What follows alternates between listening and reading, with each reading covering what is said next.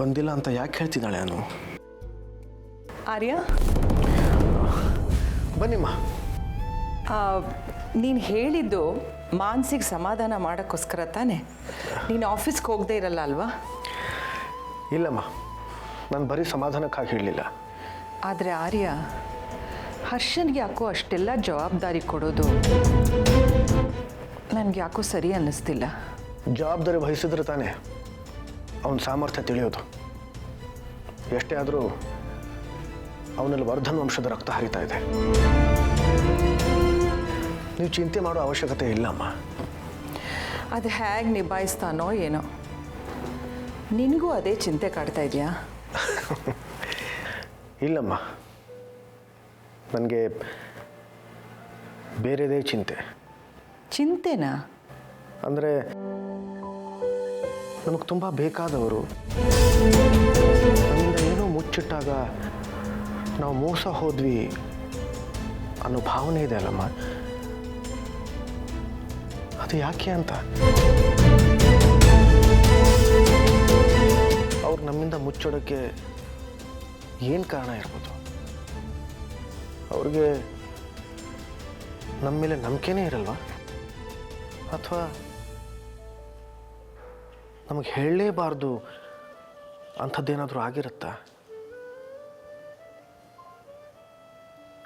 ನನಗೆ ಅರ್ಥನೇ ಆಗ್ತಿಲ್ಲಮ್ಮ. ಯಾರು? ಕೇಶವನ?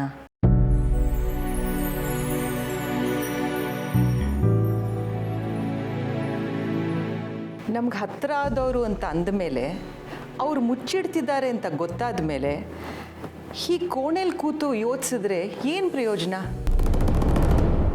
ಅಂದರೆ ನೇರವಾಗಿ ಮಾತಾಡು ಆರ್ಯ, ಅದೊಂದೇ ದಾರಿ.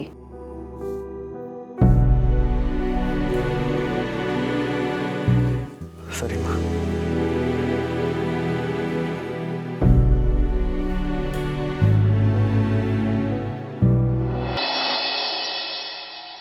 ಆರ್ಯ, ಹೊರಟ್ಯಾ? ನಿನ್ನ ಹತ್ತಿರವಾದವ್ರನ್ನ ಭೇಟಿ ಮಾಡೋಕ್ಕೆ? ಜೇಂಡೇನು ಭೇಟಿ ಮಾಡೋಕ್ಕ? ನಿನ್ನ ಫೋನ್ ಸ್ವಿಚ್ ಆಫ್ ಆಗಿದೆ ಅನಿಸುತ್ತೆ, ಅದಕ್ಕೆ ಆಶ್ರಮದಿಂದ ಫೋನ್ ಬಂದಿತ್ತು. ಓಹ್, ಗಮನಿಸ್ಲೇ ಇಲ್ಲ. ಮನಸ್ಸು ನಿನ್ನಲ್ಲಿ ಇಲ್ವಲ್ಲ, ಅದಕ್ಕೆ ಗಮನ ಇಲ್ಲ. ಮೊದಲು ಮನಸ್ಸಿರೋ ಜಾಗಕ್ಕೆ ಹೋಗಿ ಆಡಬೇಕಾದ ಮಾತುಗಳೆಲ್ಲ ಆಡ್ಬಾ. ಚೆನ್ನಾಗಿರಪ್ಪ. ಬರ್ತೀನಮ್ಮ.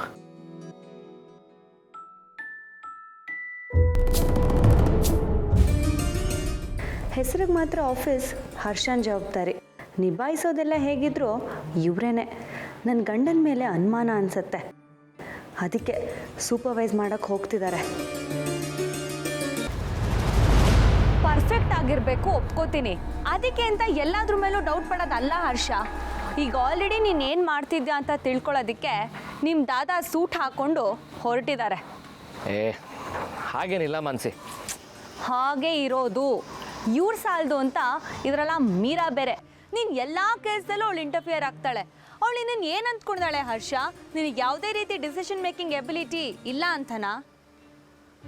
ಏನೋ ಅವಳಿಂದಾನೇ ಈ ಫ್ಯಾಮಿಲಿ ನಡೀತಿರೋದು ಅನ್ನೋ ಥರ ಆಡ್ತಾಳಲ್ಲ. ಅಷ್ಟಕ್ಕೂ ಅವಳಿಗೂ ನಮ್ಮ ಫ್ಯಾಮಿಲಿಗೂ ಏನೂ ಕನೆಕ್ಷನ್ನೇ ಇಲ್ವಲ್ಲ. ನೋಡು ಹರ್ಷ, ಈಗಲಾದರೂ ಯಾರಾದರೂ ಒಳ್ಳೆ ಮನಸ್ಸಿರೋರನ್ನ ಆ ಜಾಗಕ್ಕೆ ಅಪಾಯಿಂಟ್ ಮಾಡು. ಮನ್ಸಿ, ಒಂದು ಹುಡುಗಿ ಇದ್ದಾಳೆ, ಅನು ಸಿರಿ ಮನೆ ಅಂತ.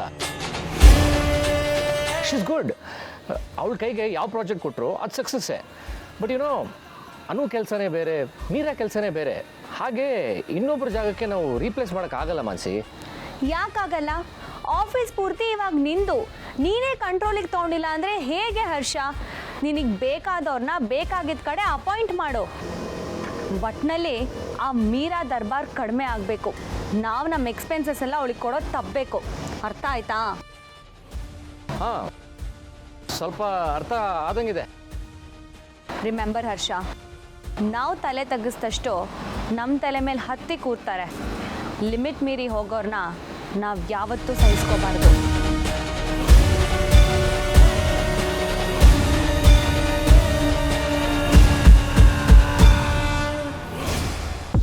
ಸರ್, ಒಳಗಡೆ ಪರವಾಗಿಲ್ಲ.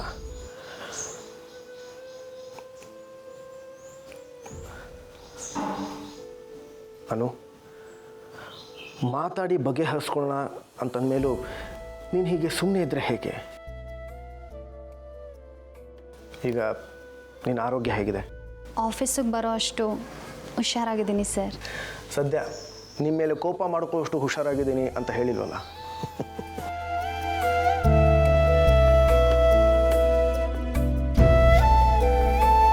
ಇನ್ನು ಹೇಗೆ ಮಾತಾಡಬೇಕು ಅನ್ನೋದು ನನಗೆ ಗೊತ್ತಿಲ್ಲ sir. I am sorry. Anu, ನಾನು ತಮಾಷೆಗೆ ಹಾಗಂದೆ.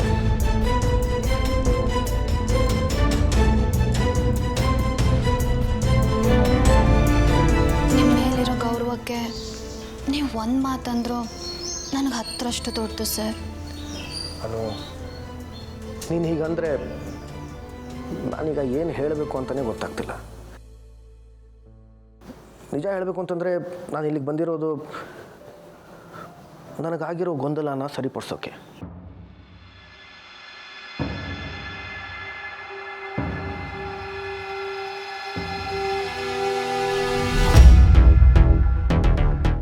ಅನು, ನಿಜ ಹೇಳು, ನೀನು ನಮ್ಮ ಮನೆ ಹತ್ರ ಬಂದಿದ್ದೆ ಅಲ್ವಾ? ಮತ್ತದೇ ಪ್ರಶ್ನೆ. ನಾನು ಬಂದಿಲ್ಲ ಅಂತ ಹೇಳ್ತಿದ್ದೀನಲ್ವಾ ಸರ್? ನೀವು ಯಾಕೆ ನನ್ನ ಮೇಲೆ ಡೌಟ್ ಪಡ್ತಿದ್ದೀರಾ? ಡೌಟ್ ಅಲ್ಲ ಅನು, ಅದು ಇಲ್ಲ ಸರ್, ನನಗೇನು ಗೊತ್ತಿಲ್ಲ. ಆದರೆ ನಾನು ನಿಮ್ಮ ಮನೆಗೆ ಬಂದಿಲ್ಲ. ಏನಾಯಿತು ಅಂತ ನೆನ್ಪು ಮಾಡ್ಕೊಳ್ಳೋದಕ್ಕೆ ಟ್ರೈ ಮಾಡಿದ್ರೆ ತಲೆ ನೋವ್ತಿದೆಯಾ ಹೊರತು ನನಗೇನೂ ನೆನಪಾಗ್ತಿಲ್ಲ. ಹಾಸ್ಪಿಟ್ಲಿಂದ ಆಫೀಸಿಗೆ ಹೋದ್ನಂತೆ. ಅಲ್ಲಿಂದ ಜೇಂಡೆ ಸರು ನನ್ನ ಮನೆ ಕರ್ಕೊಂಡು ಬಂದ್ರಂತೆ. ಇದನ್ನು ನನಗೆ ಜೇಂಡೆ ಸರೇ ಹೇಳಿದ್ರು. ಅಪ್ಪ ಅಮ್ಮನೂ ಹೌದಂದರು. ಬಟ್ ನನಗೆ ಯಾಕೆ ಯಾವುದು ನೆನಪಿಲ್ಲ? ನಾನು ಯಾವುದನ್ನು ನಂಬಲಿ? ನೀವು ನೋಡಿದ್ರೆ ನಮ್ಮ ಮನೆ ಹತ್ರ ಬಂದಿದ್ಯಾ ಅಂತ ಕೇಳ್ತಿದ್ದೀರಾ. ನನಗೆ ನಿಮ್ಮ ಮನೆ ಎಲ್ಲಿದೆ ಅಂತಲೂ ಗೊತ್ತಿಲ್ವಲ್ಲ ಸರ್. ಒಂದು ನಿಮಿಷ ಇರು.